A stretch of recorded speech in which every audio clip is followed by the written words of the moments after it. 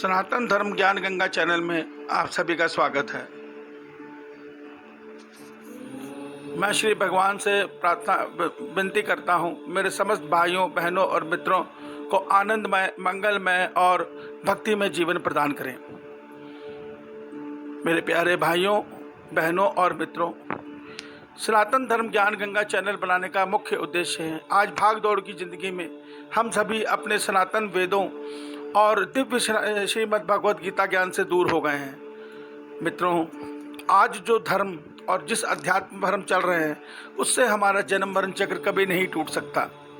इसके लिए हमें श्रीमद् भगवद गीता में बताए और वेदों में बताए कर्म को के स्वरूप को समझना पड़ेगा। हमें धर्म को समझना पड़ेगा, हमें अध्यात्म को समझना पड़ेगा। मेरा प्रयास यही है कि मैं वेदों से, श्रीमद् भगवद गीता से, श्री परमात्मा के द्वारा बताए उस दिव्य ज्ञान को आप सभी भाइयों बहनों के साथ बांटूं और हम सब मिलकर अपने धर्म को समझें और इस धर्म के मार्ग पर चलकर अपना कल्याण करें।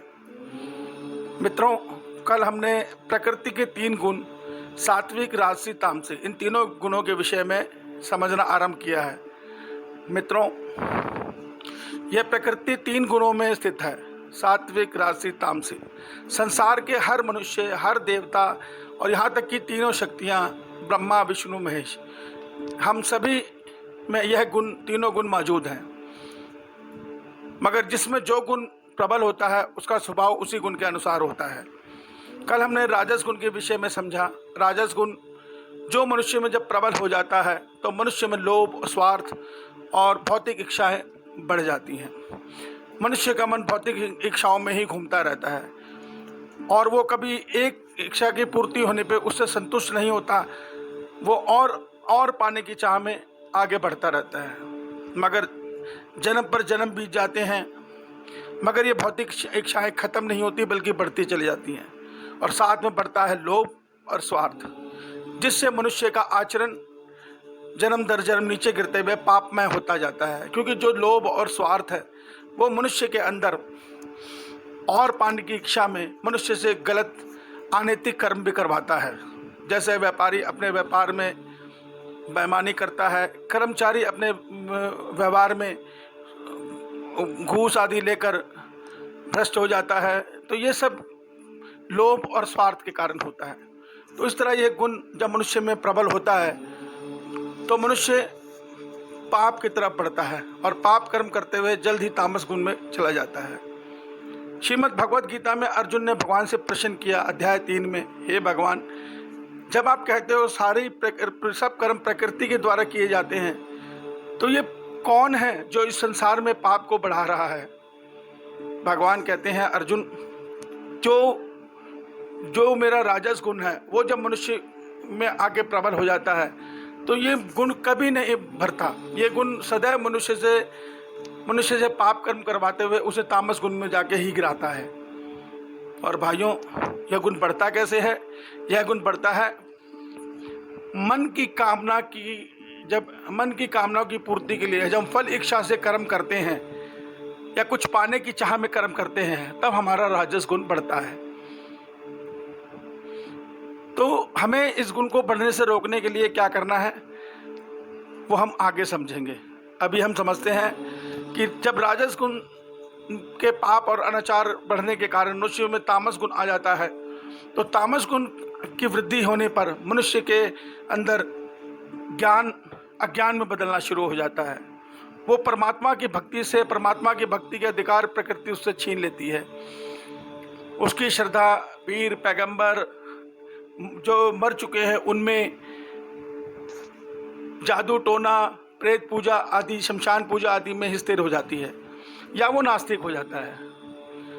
उसका अपने शरीर के प्रति इतना मोह बढ़ जाता है कि वो मोह के कारण वो किसी और को कुछ समझता है नहीं, वो केवल अपने लिए ही जीवन जीने में खुश रहता है।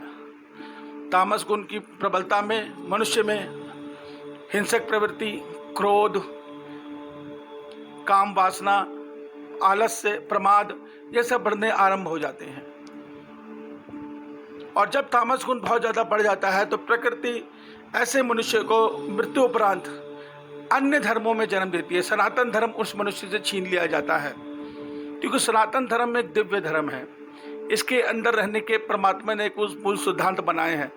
जो इस सिद्धांत से भटक जाता है उसको सनातन धर्म से प्रकृति निष्कासित कर देती है। वो अन्य धर्मों में जन्म लेकर मनुष्यों को ही पूजकर, मरे हुए मनुष्यों को ही पूजकर अपनी भक्ति पूरी करता है, या प्रेत शमशान पूजा, टर्नो टोटके या नास्तिक बनकर जीवन जीता है। और जब ऐसे मनुष्य की घोर तामस में मृत्यु होती है तो वो मृत्यु के उपरांत पशु और कीट योनि को प्राप्त होता है। मगर सबसे ऊंचा गुण सात्विक गुण है। जब मनुष्य में सात्विक गुण प्रबल होते हैं तो मनुष्य का स्वभाव निर्मल, शांत, संतुष्ट और अध्यात्म रुचि तरफ बढ़ने लगता है। मनुष्य को ईश्वर की चर्चा अच्छी लगने लगती है। मनुष्य ईश्वर की चर्चा में, भजन में, कीर्तन में खुशी अनुभव करता है और उसकी भावना धीरे धीरे निस्वार्थ होनी शुरू हो जाती है। वो किसी की निस्वार्थ सेवा करना, ये सब करना, ये सात्विक मनुष्य का लक्षण होता है। सात्विक गुण ही मनुष्य का गुण है, मानवता का गुण है। जब मनुष्य में सात्विक गुण आता है तो मनुष्य बड़ी तेजी से अध्यात्म उन्नति करता है, उसके भीतर विवेक ज्ञान बढ़ता है। मगर भगवान कहते हैं जिस प्रकार अग्नि में भी धुआं रूपी दोष है, उस प्रकार सात्विक गुण में भी अहंकार रूपी दोष है।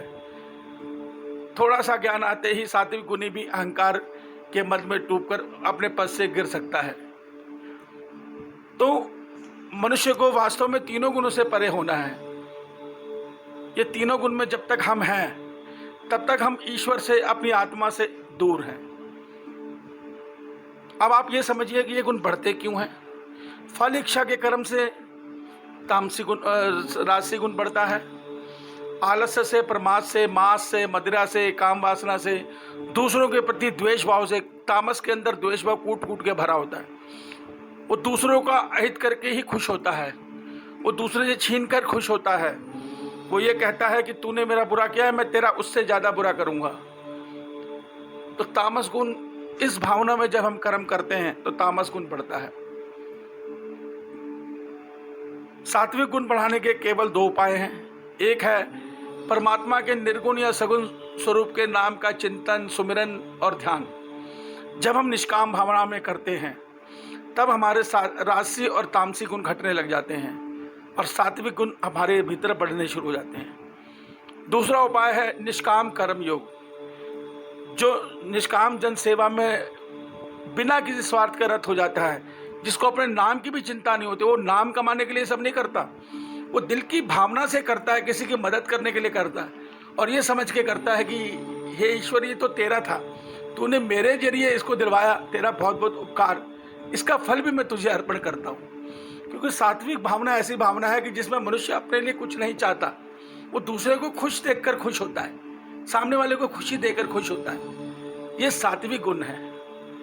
मगर भगवान कहते हैं हमें इससे भी निकलना है, क्योंकि इन तीनों गुणों के परे ही ब्रह्म यानी आत्मा है, उसके भी परे परमात्मा है। हमारी ये यात्रा इन तीनों गुणों से मुक्त होकर आत्मा तक पहुंचती है, फिर हमें आत्मा से परमात्मा तक पाना है।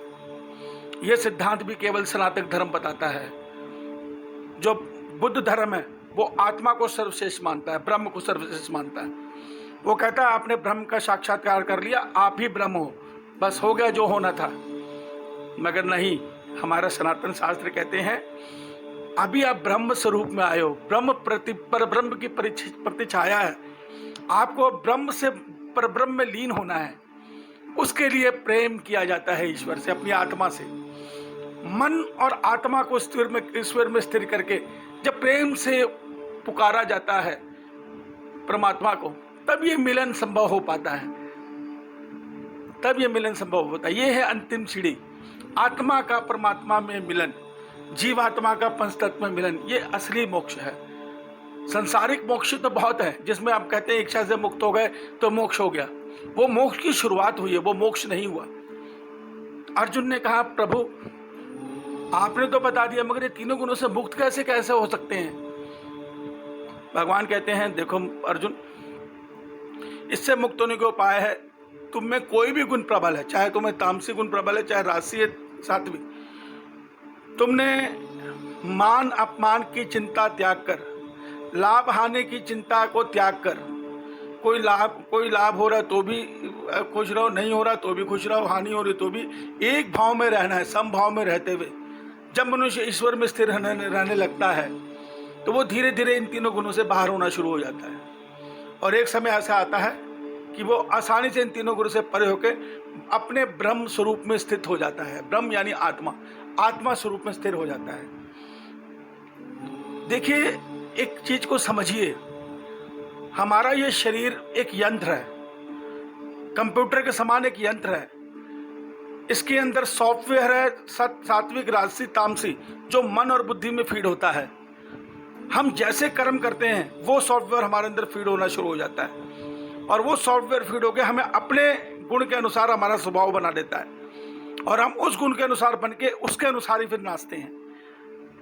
अगर हम राजस गुण प्रबल कर लेंगे तो हम निश्चित तामस गुण की तरफ जा रहे हैं, और तामस गुण के बाद नीचे की सीढ़ी है पशु की योनि। मगर अगर हम सात्विक गुण में स्थित हो गए तो सात्विक गुण में ऊपर उठा के अंतिम सीढ़ी है सात्विक गुण की, ब्रह्म में स्थित होना, आत्मा में स्थिर कर देगा अगर हम उस गुण को जीत पाए तो।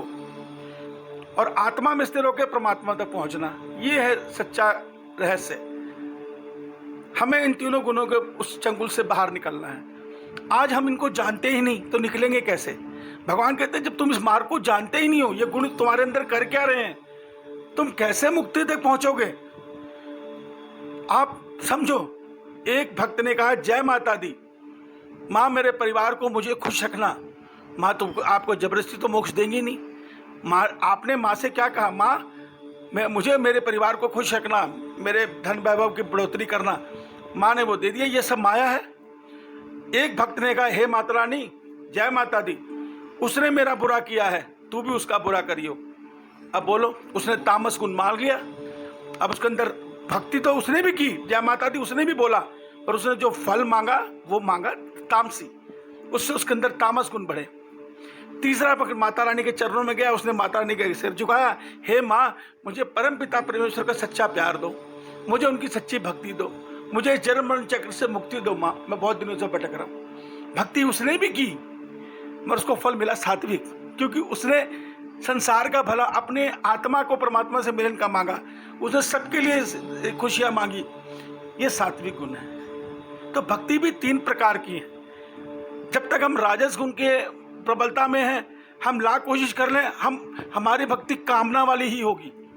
जब तक हम तामस गुण के अधीन, हम लाख कोशिश कर लें, हमारी भक्ति में हम अपना दूसरे का अहित मांग ही लेंगे। जैसे रावण ने किया। रावण ने क्या किया? तामसी था, सिद्ध कर लिया, ब्रह्मा जी को प्रकट कर लिया, शंकर जी को प्रकट कर लिया। मांगा क्या?